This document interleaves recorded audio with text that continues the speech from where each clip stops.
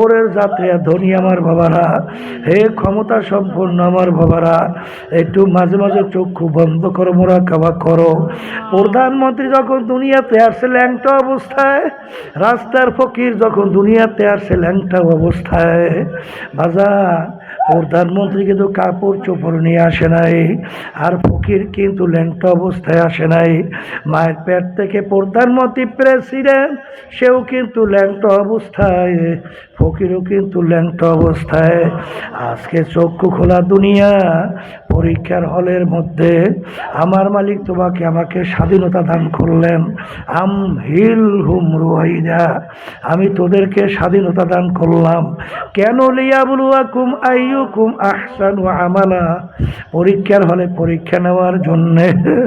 আল্লাহ আল্লাহ, এই পরীক্ষার হলে যা মনে করে তা করবি। এই পরীক্ষার হলের মধ্যে আমি তোদেরকে কিছু বলবো ওলা, আরে পরীক্ষার হলের ভিতরে আমার মালিক কিছু বলবেন না। পরীক্ষার হলের ভিতরে তোদের স্বাধীনতা দান করলাম, আরে তোদেরকে দুইটা রাস্তা আমি দেখাইয়া দিলাম। ফারিকুন ফিল জান্নাতি ও ফারিকুন ফিস সাইর, যেদিকে ইচ্ছা সেদিকে চলতে পারবি, কিন্তু স্বাধীনতায় তোদেরকে আমি কিছু বলবো না। কিন্তু মনে রাখিস, আরে অনেক গরিব কিয়ামতের ময়দানে বাদশাহ হইয়া উঠবে, আর অনেক ধনী বাদশাহ কিয়ামতের ময়দানে গরিব হইয়া উঠবে। আল্লাহ আল্লাহ, এই জন্য আমার বাজানদেরকে বলবো, আর দুনিয়া দারুল মেহনওয়াল বালা, দুনিয়া কিন্তু বালা মুসিবতের জায়গা, কষ্ট ক্লেশের জায়গা। এখানে কেউ শান্তি চাইলে কেউ কোনোদিন পায় নাই, কেউ কোনোদিন পাবে না। এই ঠান্ডা, এই গরম, আর এই শত্রু মিত্র অভাব নাই। সেই ছেলে কথা শোনে না, মেয়ে কথা শোনে না, স্ত্রী কথা শোনে না, স্বামী কথা অনুযায়ী চলে না। এরকম অশান্তির কোনো শেষ নাই, রোগ ব্যাধির কোনো শেষ নাই। এরকম বলতে বলতে আয়নার সামনে চেহারার দিকে তাকাইয়া দেখো, কই আমার জওয়ানি, কই গেল আমার সেই জওয়ানি। এত দেখতে না দেখতে শেষ হইয়া যায়। এই জন্য আমার বাজানদেরকে বলবো, এমন ঘরে যাইতে হবে যেই ঘরে নাই বাতি, এমন ঘরে থাকতে হবে যেই ঘরে নাই সাথী। আমিন আল্লাহুম্মা আমিন। अगर जानबे माशूक नबाशुद का शाशे, तालिबे आशिक बेचारा नरसद बजाए। ओ माबूद गो, एक फोटा पानी दिए बनी आदमके बनाया, এই দুনিয়াতে কয়েকদিন ঘুরাইয়া ফিরাইয়া আবার এই অন্ধকার কবরে নিয়ে যাইবে। এই দুনিয়াতে আর কাহাকেও থাকতে দিবেন না। ভাই বলি, বন্ধুরে বলি, কেউ তো আপন না। ভাবিয়া চিন্তা করিয়া দেখিলাম মাওলা, ওই অন্ধকার কবরে আপনি ছাড়া কেহ আপন হবে না। রব্বানা আতিনা ফিদ দুনিয়া হাসানাতাও ওয়া ফিল আখিরাতি হাসানা ওয়া কিনা আযাবান নার। রব্বিরহামহুমা কামা রাব্বায়ানি সগীরা। সুবহান রাব্বিকা রাব্বিল ইজ্জাতি আম্মা ইয়াসিফুন وسلام على المرسلين والحمد لله رب العالمين। আল্লাহ বলো, সবাই দোয়া করেন, আল্লাহুম্মা হাওয়ালাইনা ওয়ালা আলাইনা, আল্লাহুম্মা হাওয়ালাইনা আলাইনা আল্লাহুম্মা হাওয়ালাইনা ওয়ালা আলাইনা। সবাই একটু সার্টিফিকেট যেরকম আছে দিয়ে একটু অল্প সময় বসেন, আর মোবাইল টোবাইল সাবধানে রাখেন। আলহামদুলিল্লাহ আলহামদুলিল্লাহি ওয়া কাফা ওয়া সালামুন আলা ইবাদিহিল্লাযীনা ইসতাফা। আম্মা বা'দু ফাআউযু বিল্লাহি মিনাশ শাইতানির রাজীম। বিসমিল্লাহির রাহমানির রাহিম। فأما من ثقلت موازينه فهو في عيشة راضية وأما من خفت موازينه فأمه هاوية وما أدراك ما هي نار حامية صدق الله العلي العظيم। সবাই দুরূদ শরীফ পড়ি। আল্লাহুম্মা সাল্লি আলা সাইয়্যিদিনা ওয়া হাবিবিনা ওয়া মাওলানা মুহাম্মদ সাল্লাল্লাহু আলাইহি ওয়া আলা আলিহি ওয়া আসহাবিহি ওয়া বারাকা ওয়া সাল্লাম। শুকরিয়াতান বলি আলহামদুলিল্লাহ। যেই ইবাদতের ভিতরে কষ্ট যত বেশি তার সওয়াব তত বেশি। বৃষ্টি বর্ষার মধ্যেও কষ্ট স্বীকার করে বেহেশতের বাগানের ভিতরে রব্বুল আলামিন আপনাকে আমাকে বসার তৌফিক দান করছেন। শুকরিয়াতান আরেকবার বলি আলহামদুলিল্লাহ। কথা বেশি লম্বা না, সংক্ষেপ বলছি। আকলমন্দ ইশারা বস আস্ত, যে নাকি জ্ঞানী হয় অল্প কথার মাধ্যমে সে পুরো বিষয়টা বুঝতে পারে। আমি আপনাদের সামনে যে আয়াত শরীফ তেলাওয়াত করেছি, আয়াতের ভিতর আল্লাহ বলছেন মানুষগুলোকে কিয়ামতের ময়দানে আল্লাহ উঠাবে, তাদের আমলনামা দাড়ি পাল্লায় দিয়ে ওজন দেবে। যাদের নেকের পাল্লা ভারী হবে তাদের জন্য আল্লাহ রাব্বুল আলামিন এমন মেহমানখানা তৈরি করে রাখছেন, যেই মেহমানখানার নাম হলো বেহেশত। বেহেশত কেমন সুন্দর! আল্লাহ রাসূল সাল্লাল্লাহু আলাইহি ওয়াসাল্লাম বলছেন, এমন সুন্দর কেউ কোনোদিন দেখে নাই, কানেও শোনে নাই, কল্পনায়ও হয় নাই। এরকম সুন্দর হতে পারে, তার চেয়েও সুন্দর।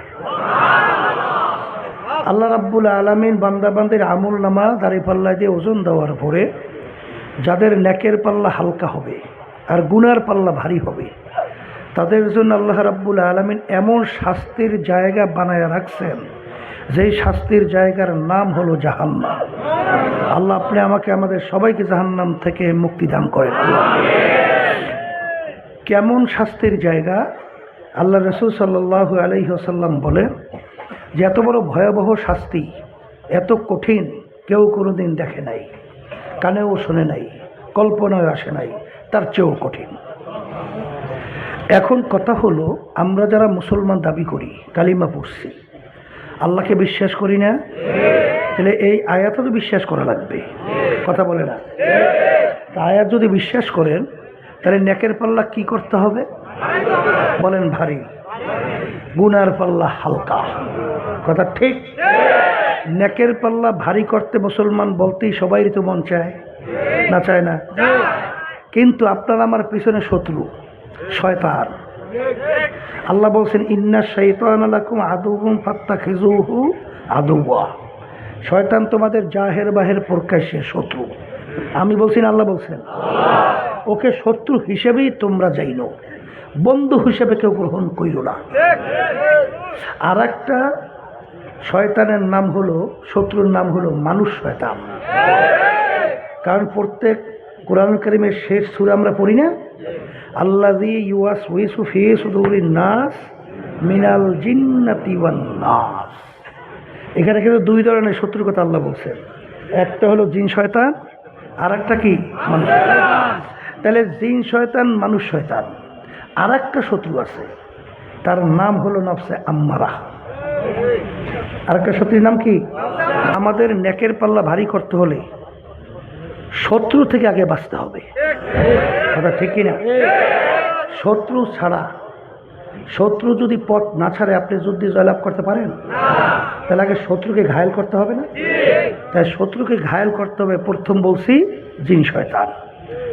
জিন শয়তান দেখা যায় না, গুলি দিয়েও তাড়ানো যায় না, লাঠি দিয়েও মারা যায় না।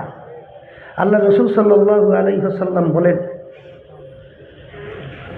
যে জিন শয়তান থাকে কলবের মধ্যে, এই কলব থেকে জিন শয়তান সরাবার জন্যে অস্ত্র হাতিয়ার যন্ত্র হইল আল্লাহর জিকির। আল্লাহর জিকিরের মাধ্যমে কলব থেকে শয়তান কি হয়? দূর হয়। কথা ঠিক না ভাই? ঠিক। তাহলে আল্লাহর জিকির করা লাগবে। আল্লাহর জিকির করা লাগবে কি লাগবে না? শোনেন, হাদিসের ভিতরে আসছে যার শেষ হবে কালিমা ফাদা খালাল জান্নাহ। মৌত অবস্থায় যার কালিমা নসিব হবে সে বেহেশতে ঢুকে যাবে। মৌতের সময় কোনো মানুষ ইচ্ছা কইরা কালিমা পড়বে এটা কোনোদিন সম্ভব? মৌতের পূর্ববর্তী মানুষের হুঁশ থাকে? ওই সময় ইচ্ছা করে কালিমা পড়তে পারে? কিন্তু কুল্লু এনাই ইয়াতারাশাহু বিমা ফিহি, যেই ভান্ডের ভিতরে যা থাকবে কাজ করলে তো তাই পড়বে না? ভুল বলছি? হ্যাঁ। তাইলে আল্লাহর জিকির যারা বেশি বেশি করে ঠিক মৌতের পূর্ব মুহূর্তে তাদের জবান থেকে আল্লাহর নাম বের হইতে থাকে। এরকম হাজার হাজার লক্ষ লক্ষ ঘটনা আছে না নাই? আছে না নাই? তাহলে ঈমান সহকারে যদি মৌত হইতে চায় তাহলে মাওলার জিকির করা লাগবে। হাদিসের ভিতরে আল্লাহ রাসূল সাল্লাল্লাহু আলাইহি ওয়াসাল্লাম বলেন লা সালাতা ইল্লা বিহুজুরিল কলব, যেই নামাজের ভিতরে হুজুরি কলব থাকবে না, খুজু থাকবে না, একাগ্রতা থাকবে না, ওই নামাজ হবে না। ওই নামাজ হবে না। কে বলছেন? আল্লাহ রাসূল সাল্লাল্লাহু আলাইহি ওয়াসাল্লাম।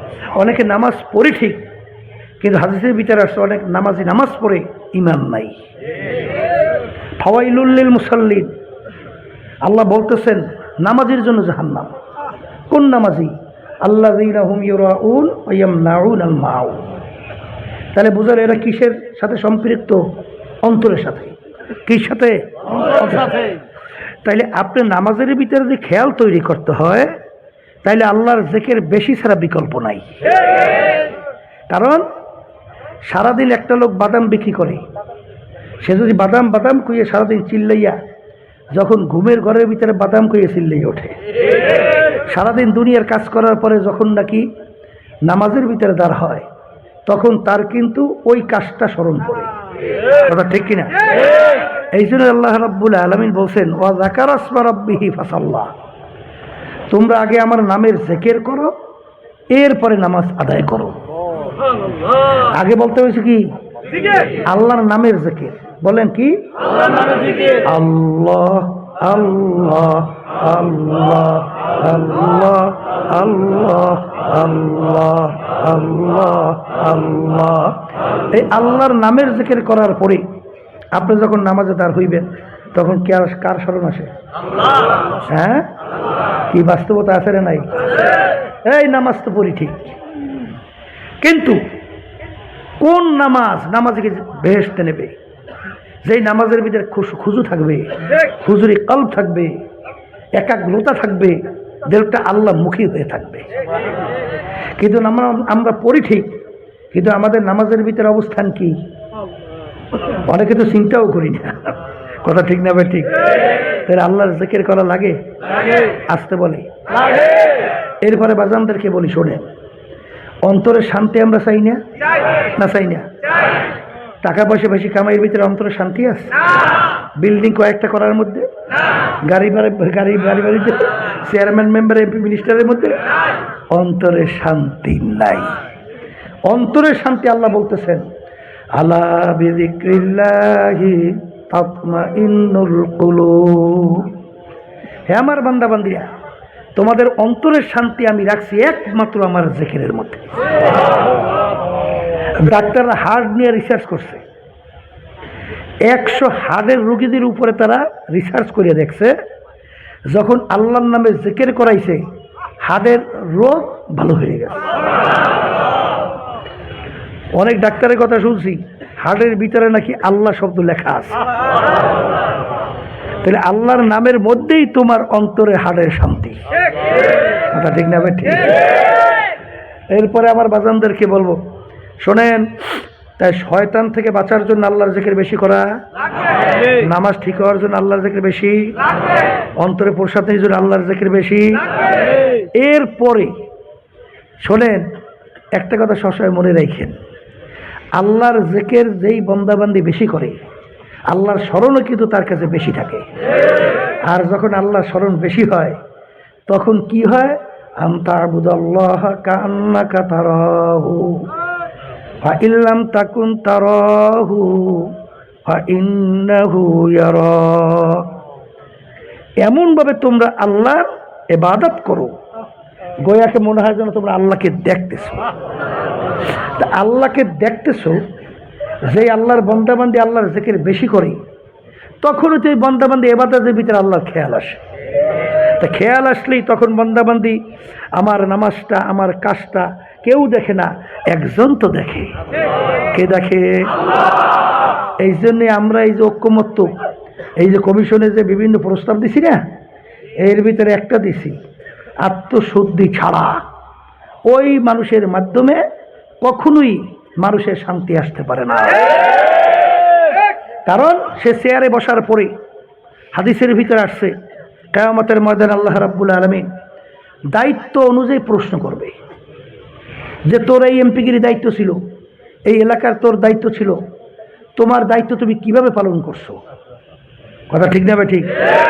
চেয়ারম্যানকে দায়িত্ব হিসেবে প্রশ্ন করবে, মেম্বারকে জিজ্ঞাসা করবে, এরকম যার যেভাবে দায়িত্ব আছে সেইভাবে তাকে কিয়ামতের ময়দানে আল্লাহ প্রশ্ন করবে দায়িত্ব ঠিকমতো পালন হইল কি না। তাই সে যখন আল্লাহর ভয় ভিতরে থাকবে, সে চেয়ারে বইসা যখন কলম ধরবে তখনই তার খেয়াল আসবে আমার কলমটা কি অন্যায়ের দিকে যায় না জুলুমের দিকে যায় না ন্যায়ের দিকে যায়। এইটা তখন তার স্মরণ আসবে, আল্লাহ স্মরণ থাকলে। কথা ঠিক না ভাই? ঠিক। এই জন্য আমার বাজানদেরকে বলবো, পর্দা আলে মা বোনদেরকে বলবো, এই জিন শয়তান থেকে বাঁচার জন্য আল্লাহর জিকির বেশি করা লাগবে। কথা পরিষ্কার। অনেকে গুরুত্ব দেন না, কিন্তু করা লাগবে। কথা ঠিক কিনা? এরপরে বলছি মানুষ শয়তান। মানুষ শয়তান আল্লাহর জিকিরে যায় না, নামাজে, রোজায়। মানুষ শয়তান আপনার স্ত্রী হইতে পারে, আপনার স্বামী হইতে পারে, আপনার দল হইতে পারে, আপনার দলের নেতা নেত্রী হইতে পারে, আপনার বন্ধু বান্ধব হইতে পারে, আপনার আত্মীয় স্বজন হইতে পারে। এক কথায় যে আপনাকে গুনার ব্যাপারে উদ্বুদ্ধ করে, সে যে হোক না কেন, সে হলো মানুষ শয়তান। কথা ঠিক কিনা? এই যে বাংলাদেশের মধ্যে যত অরাজকতা, যত দল যারা করে, নেতায় কইছে, দল কইছে, এইটারই মান্য নিচ্ছে।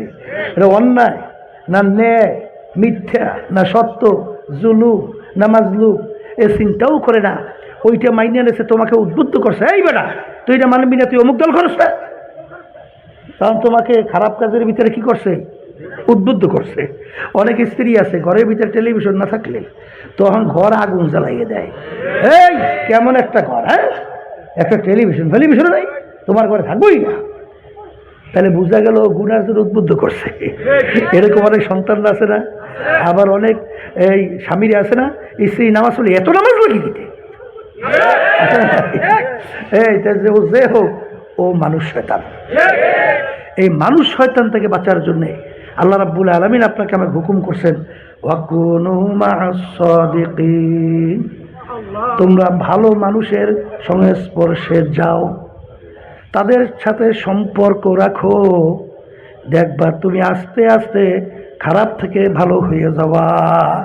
গেছিলাম উত্তরবঙ্গে, ওই আওয়ামী লীগ ফ্যাসিস্টের সময় আমাদের যখন মাহফিল করতে দেয় না, বিভিন্ন জায়গায় বাধা দিত না, তাই সেখানে মাহফিল করতে দিবেই না। তো এলাকার খুব খুব নামি দামি লোক ছিল, তো সে বলতেছে, পিসে হুজুর সর্বনের মাহফিল আমি করাবই,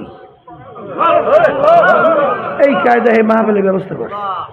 তখন সে এসার আগে আগে মনে পড়ে সে বক্তব্য দিতেছে, আমি স্টেজ ওঠার আগে, যে সর্বনাই কি এইটা পরিচয় দিতে আছে, বলতেছে যে ভাই আপনারা তো সর্বনাই চেনলেন না, আমার জীবনে আমি কোনদিন পশ্চিম দিকে ফিরিয়ে সেজদা দেই নাই, কিন্তু চরমনাইয়ের ময়দানে যাওয়ার পরে আমি এই সর্বপ্রথম আল্লাহর সামনে পশ্চিম দিকে আমি সেজদায় পড়ে গেছি। তাহলে ওই মজলিস যাওয়ার পর ভালো হয়েছে না খারাপ হয়েছে? সোহবাতে সালেহ তোরা সালেহ কুনাদ, সোহবাতে তালেহ তোরা তালেহ কুনাদ, এক জামানা সোহবাতে বা আউলিয়া বেহতার সাদ সালে তাআত বেরিয়া গেলে ঘুরবো এদার হাম্মামে রোজে রশিদাল দাস্তে মাহবুবে বাদাস্তাম। হে আল্লাহর বান্দারা, মাটির চাকার থেকে গোলাপ ফুলের ঘ্রাণ। জিজ্ঞাস করে মাটির চাকা তুমি কোনো গোলাপ ফুল না কোনো মিশক আম্বার? পরিচয় দাও না, আমি একটা মাটির চাকায়, আমি কোনো গোলাপ ফুল কিছুই না। তোমার থেকে এত সুন্দর ঘ্রাণ কেন আসে?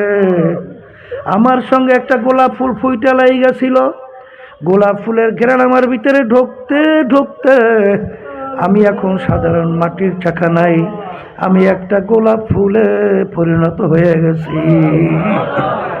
তাহলে সৎসঙ্গে স্বর্গবাস বলে, আবার বলেন অসৎ সঙ্গে সর্বনাশ, অসৎ সঙ্গে সর্বনাশ।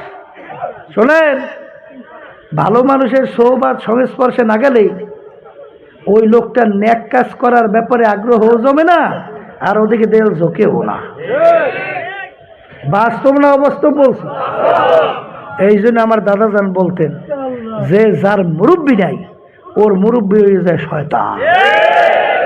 কি নয়? শয়তান মুরব্বী হয়।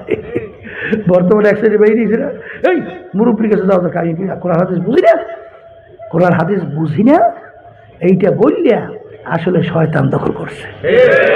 এই তুমি কোরআন হাদিস বুঝো না? এই হাজী ইমদাদুল্লাহ মুহাজ্জির মক্কি রাহমাতুল্লাহি আলাইহি, তিনি তো সার্টিফিকেটদারি, তিনি তো দাওরাত হাদিস পাশও করেন নাই, কথা ঠিক না বেটি? কিন্তু তার ওখানে গেল কে? হাজী রশিদ আহমদ গাঙ্গী রহমতুল্লাহ আলাইহি। কে গেলেন? এই আশরাফ আলী হাকিমুল উম্মাহ থানভী রহমতুল্লাহি আলাইহি, যারা বিশ্ব বিখ্যাত আলেম, কথা ঠিক কি না? আল্লাহর বান্দারা, আল্লামা জালালউদ্দিন রুমি রহমতুল্লাহি আলাইহি, জানেন না ওইকালীন সময় সবচেয়ে বড় বিশ্ববিখ্যাত বড় আলেম ছিল এই শামসুদ্দিন বিজি রহমতুল্লাহি আলাইহি। তার উস্তাদ বলছিলেন, বাবা শামসুদ্দিন যাও রোম দেশে একটা পাত্র আছে, এটা গরম করে আসো। তাই গরম করতে গেছে, লাগাম ধরছে এই কার? জালালউদ্দিন রুমি রহমতুল্লাহি আলাইহির ঘোড়ার লাগাম। বলতেছে, ভাই আপনি আমার ঘোড়ার লাগাম ধরলেন কেন সারেন? কলে হুজুর আপনি কি? আমি মাওলানা জালালউদ্দিন রুমি। হ্যাঁ। কলে হুজুর বলেন তো এলেম কাকে বলে? কি বলছে? একজন বিশ্ববিখ্যাত আলেম, তাকে জিজ্ঞেস করে এলেম কাকে বলে? সে তো বিভিন্ন কোরআন হাদিসের যুক্তি দিয়ে বিভিন্ন এলেমের পরিচয় দিচ্ছে।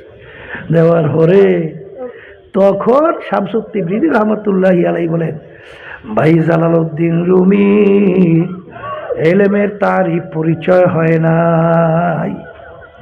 এলেমের পরিচয় আপনি বলেন এলেম কাকে বলে? তখন তিনি বলেন, ওই এলেম বলা হয় ওই জ্ঞান অর্জন করার নাম, যেই জ্ঞান অর্জন করার মাধ্যমে নিজেকে নিজের থেকে পৃথক করা যায়, এর নাম হইল এলেম। গোড়ার পিঠ থেকে লাফ দিয়ে পড়ে গেছে, লাফ দিয়ে পড়ে পা জড় হয়ে যাচ্ছে। ভাই আপনি আমাকে একটা এলেম শিক্ষা দেন। এমন এলেম শিক্ষা দিল। এখন মাওলানা জালালউদ্দিন রুমি বলতেছেন, খোদ বা খোদ মাওলানা রুমি নাশদ, তা গোলামে শামসুদ্দিন বিজি নাশদ। আমি রুমি ততক্ষণ পর্যন্ত রুমি হতে পারি নাই যতক্ষণ পর্যন্ত শামসুদ্দিন বিজির সংস্পর্শে যাইয়া তার সাগরেদ হইতে পারি নাই। কি সৌবাত লাগবে? আর আসতে বলে লাগবে সোহবাত সালেহীন, এর মাধ্যমে এই মানুষ শয়তান থেকে বাঁচা যায়। আর একটা শত্রু বলছিলাম কি জানি? হ্যাঁ, আব্বারা, নফস আম্মারা, কিন্তু জিকিরেও যায় না, সোহবাতেও যায় না। আল্লাহ হাবিব বলেন, রজানা মিন জিহাদিল আসগর ইলা জিহাদিল আকবার। হে আমার সাহাবারা, ছোট যুদ্ধের থেকে বড় যুদ্ধের দিকে রওনা করলাম। সাহাবায়ে কেরাম বলে আল্লাহর রাসূল এর চেয়ে আবার বড় যুদ্ধ কোনটা? আল্লাহ রাসূল সাল্লাল্লাহু আলাইহি ওয়াসাল্লাম বলেন নফসের সঙ্গে জিহাদ করা এর চেয়ে বড় যুদ্ধ। কি করা লাগবে? বলেন জিহাদ। নফসে কি করা লাগবে? জিহাদ। বোঝেন তো? এই নফসে এইটা করতে আল্লাহ এবং আল্লাহ রসুল ওইটা পছন্দ করে না, তখন জিহাদ করতে হবে। আল্লাহ এবং আল্লাহ রসুল এটা পছন্দ করে না, আমি ওদিকে যাব না। এর নাম কি? হ্যাঁ যুবক, রাত্রে ঘুমাই রয়েছে, শীতের দিন কম্বল পুরা দিয়ে ঘুমাই। এখন ফজরের আগে তো সুখ কি কয় না জানি, নিগুর ঘুম না কি ঘুম কয়, হ্যাঁ সুখ ঘুম আর যাই কন ওরে না টানা। ওই সময় ফজরের সময় মুয়াজ্জিন আযান দিচ্ছে, মন চায় এই ল্যাপ কোমর ফালাইয়ে তাহলে উজু করে নামাজ যাইতে। তখন জিহাদ করতে হবে। আমার মালিক হুকুম করছেন এখন যাইয়া মসজিদে জামাতে নামাজে তার হুকুম ফরজ আমার আদায় করতে হবে। কথা বলে না কি? যুবক মন চায় যুবকরা মেয়েদের সঙ্গে আড্ডায় কত মজা, যুবতী মেয়েরা যুবকদের সঙ্গে আড্ডা মারতে কত মজা, চিত্ত বিনোদনে কত মজা। আল্লাহ এবং আল্লাহ রসুল পছন্দ করে না। এখন তোমার জিহাদ করতে হবে।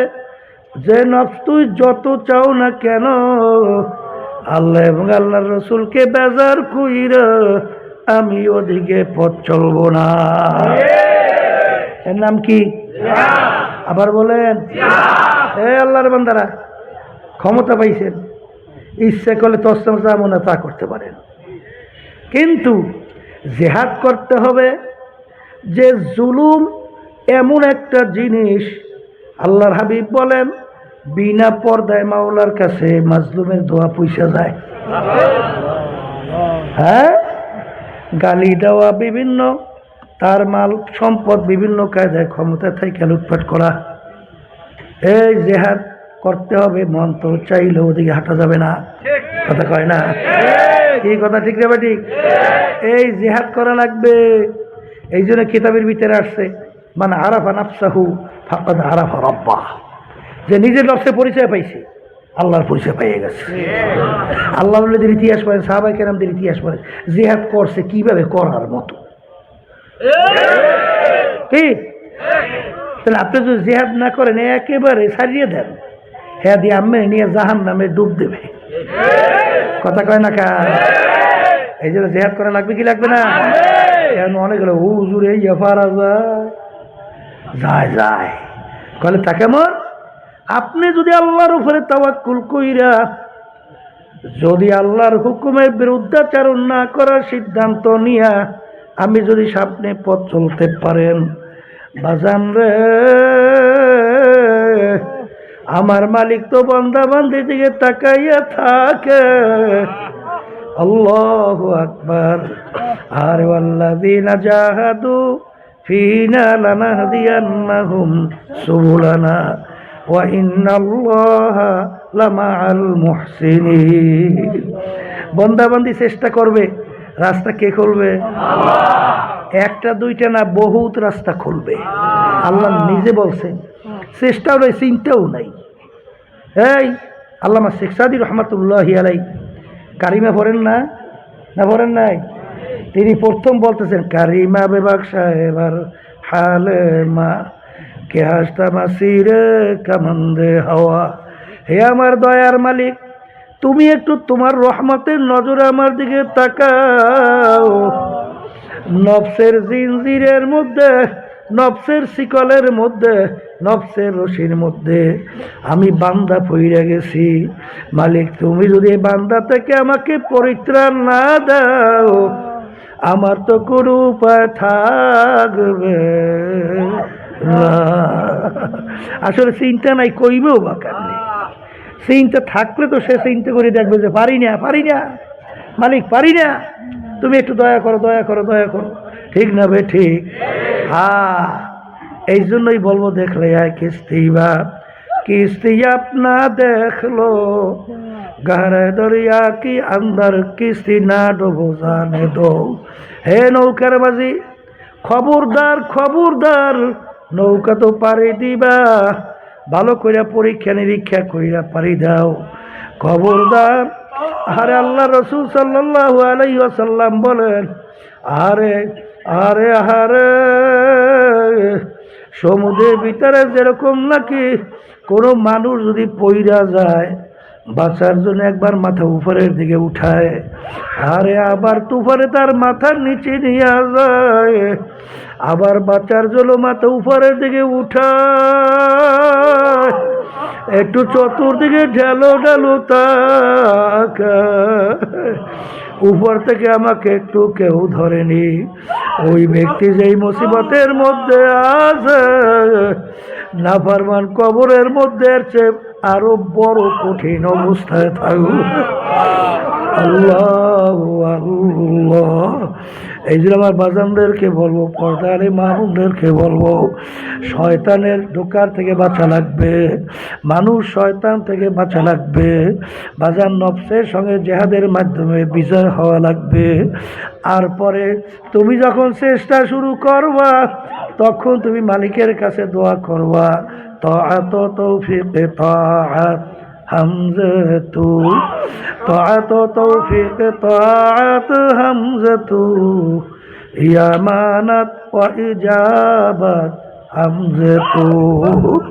এ আমার মালিক, তুমি যদি চাই না তোমার কুদরতে কোলে জায়গা মালিক, এই জিনজির এই রশির বান্দার থেকে কোনো কায়দায় বাঁচতে পারবো না। যখন মালিকের দরবারে অসহায় ডাক দিব, আমার মালিক বলে উদউনি আস্তাজিব লাকুম, বান্দা বান্দি তুই যখন আমাকে ডাক দিবি, সঙ্গে সঙ্গে তোর ডাকের সাড়া দেওয়ার জন্য আমি প্রস্তুত। আমার মালিক কেমন দয়ার মালিক, আমার মাওলা কত বড় দয়ার মাওলা। বাজান রে, আজকে দুনিয়ার মধ্যে দল চিনলাম, দলের নেতা নেত্রী চিনলাম, আরে আত্মীয় স্বজন চিনলাম, আরে অন্য অন্য মুক্ত মুখ চিনলাম, কিন্তু একটু মুখ চক্ষু বন্ধ কইরা দেখো, স্বার্থ আছে সম্পর্ক আছে, স্বার্থ নাই সম্পর্ক নাই। এই বাংলাদেশের ভিতরে কত ঘটনা, আরে মা সন্তানকে মাইরা ফেলায়, আবার সন্তান মাকে মাইরা ফেলায়, আবার বাপ সন্তানকে মারে, সন্তান আবার বাপকে মারে, আবার এই বাংলাদেশে দলের লোকদেরকে মারে, কথা বলে না। আরে বাংলাদেশে বর্তমানে দেখছেন বাজান, নিজেদের ভিতরে ভাগ বেটার অসুবিধার কারণে একধারে দলের লোকেরা একজন আর একজনকে প্রায় 200-র মতো মাইরে ফেলাইছে। যারা বলেন কথা ঠিক না বেঠে, ভালো করে মনকে বোঝাও। আরে স্বার্থ আছে সম্পর্ক আছে, স্বার্থ নাই সম্পর্ক নাই, কিন্তু আমার মালিক কত দয়ার মালিক। আরে তুমি আর আমি চক্ষু দিয়া দেখি, এই নেয়ামত চক্ষু কে দান করলো? আরে আমি তুমি কান দিয়া শুনি, নেয়ামত কে দান করলো? জবান দিয়া কথা বলি, এই কথা বলার শক্তি কে দান করলো? আরে ব্রেন দিয়া পড়াশোনা করলাম, ব্রেন দিয়া ব্যবসা বাণিজ্য করলাম, বিভিন্ন সম্পদ কামাই করলাম, এই ব্রেন নেয়ামত কে দান করলো? আরে কত বড় লোক আমাদের সামনে সন্তানদের নিয়ে আসে, হুজুর বাচ্চাদের জন্য একটু দোয়া করেন, 2 চোখের পানি পড়ে। বলি কি ব্যাপার? কলে হুজুর আল্লাহকে প্রতিবন্ধী বানাইছে, ও ভালো মন্দ কিছু বোঝে না, আমার মালিক তোমাকে আমাকে ভালো মন্দ বোঝার তৌফিক দান করলেন। এই নেয়ামত আমার মালিকের, চক্ষু নেয়ামত আমার মালিকের, জবান দিয়া কথা বলি নেয়ামত আমার মালিকের, কান দিয়া কথা শুনি নেয়ামত আমার মালিকের, হাত দিয়া কাজ করি নেয়ামত আমার মালিকের, পা দিয়া হাঁটি নেয়ামত আমার মালিকের।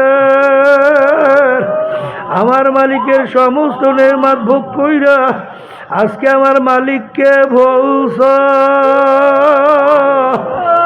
যাদেরকে চেনছ একটু চক্ষু বন্ধ কইরা মোরাকাবা কইরা দেখো, সব কিন্তু ফাঁকি। বাজান ফরিদপুর কয়েকদিন আগেও আমি আসছিলাম, একজন আমাকে বলতেছে, হুজুর বড় এলাকার বড় একটা ধনী মারা যাওয়ার পরে হুজুর যত অন্ধকার হয়ে আসতেছে, ঘরের ভিতর থেকে ডাক দিয়া বলে তাকে রাত্রে ঘরে রাখা যাবে না, ছোট ছোট বাচ্চারা মরা লাশ দেখলে ভয় পাইবে। মসজিদের ভিতর থেকে খাট বের কইরা খাটের ভিতরে উঠাইয়া সারা রাত্র মসজিদে বারান্দা নিয়ে ফালাইয়া রাখলো, তার কষ্টের কামাই করা টাকার বাড়ি তাকে জায়গা দেয়। কার জন্য জীবন শেষ করলো, কার জন্য এই সম্পদ রাইখা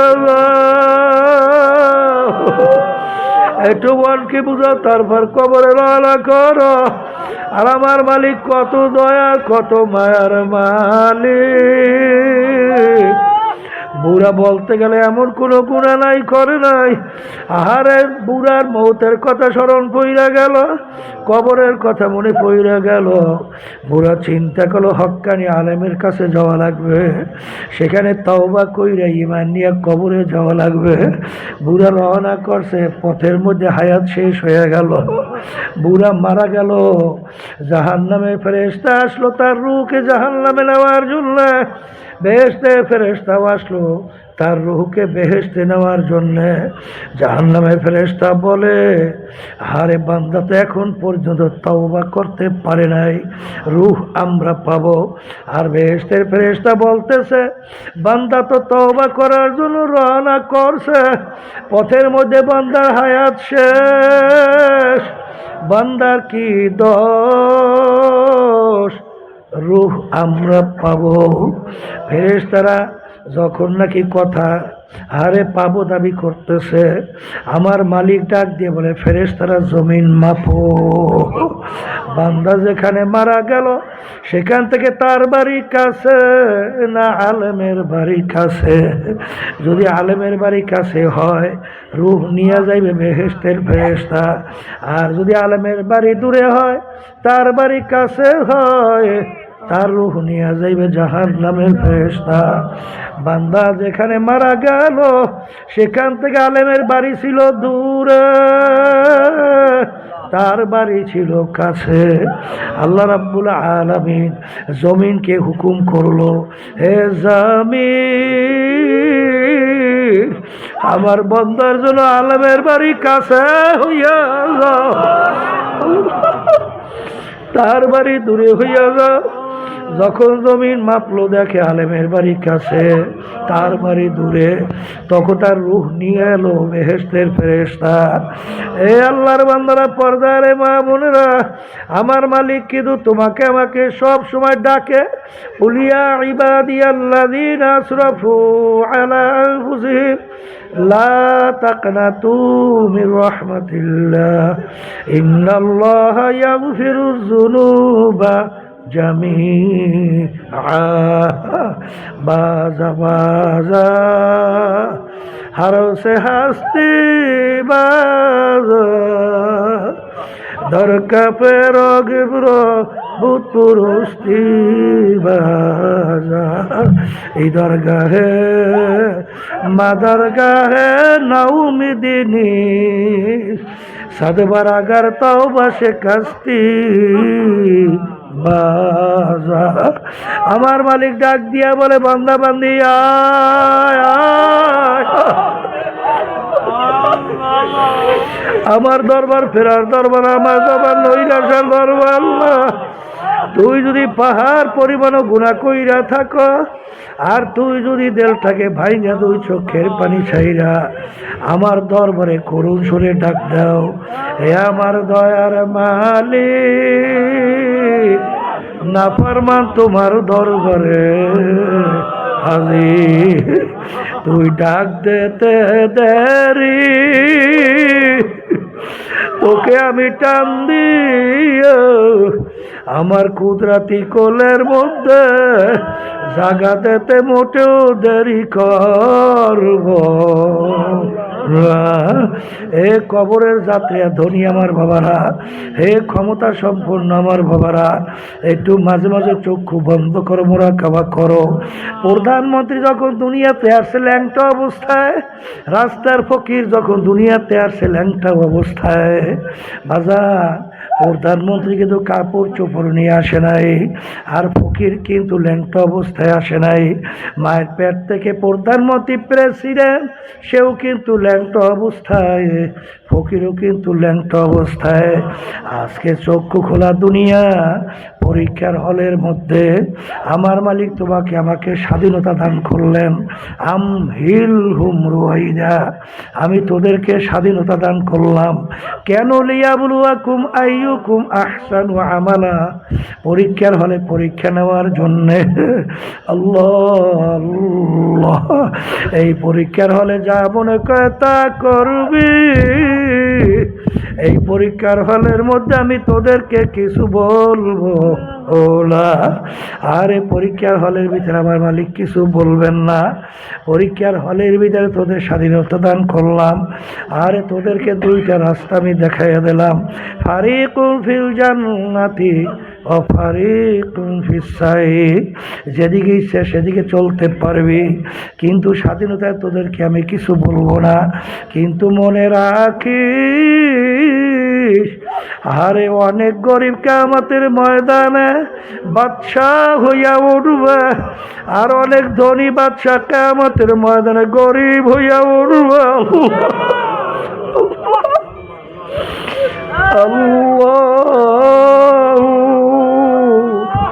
আল্লাহ, এই জন্য আমার বাজানদেরকে বলবো, আর দুনিয়া দারুল মেহনওয়াল বালা, দুনিয়া কিন্তু বালা মুসিবতের জায়গা, কষ্ট ক্লেশের জায়গা। এখানে কেউ শান্তি চাইলে কেউ কোনোদিন পায় নাই, কেউ কোনোদিন পাবে না। এই ঠান্ডাই গরম, আর এই শত্রু মিত্র অভাব নাই। সেই ছেলে কথা শোনে না, মেয়ে কথা শোনে না, স্ত্রী কথা শোনে না, স্বামী কথা অনুযায়ী চলে না। এরকম অশান্তির কোনো শেষ নাই, রোগ ব্যাধির কোনো শেষ নাই। এরকম বলতে বলতে আয়নার সামনে চেহারার দিকে তাকাইয়া দেখো, কই আমার জওয়ানি, কই গেল আমার সেই জওয়ানি। এত দেখতে না দেখতে শেষ হইয়া যায়। এই যে আমার বাজানদেরকে বলবো, এমন ঘরে যাইতে হবে যেই ঘরে নাই বাতি, এমন ঘরে থাকতে হবে যেই ঘরে নাই সাথী। এ আল্লাহর বান্দারা, এ পর্দা না পড়ে না, কোন সম্পদের পিছনে পড়ছো, কোন বাড়ি গাড়ির পিছনে পড়ছো, কোন ক্ষমতার পিছনে পড়ছো, পিছনে তাকাইয়া দেখো, সব মনে হয় কালকের ঘটনা। এরকম বলতে বলতে একদিন হঠাৎ তোমার আমার বাড়ির পাশের মসজিদের মাইকে ঘোষণা হইতে থাকবে, বাড়িওয়ালা নাই রে বাড়ি, নাই রে দুনিয়াতে। আরে এমন ঘরে যাইতে হবে যেই ঘর নাই বাতি, এমন ঘরে থাকতে হবে যেই ঘরে নাই সাথী। আল্লাহুম্মা আমিন। এই ঘরের মেয়ে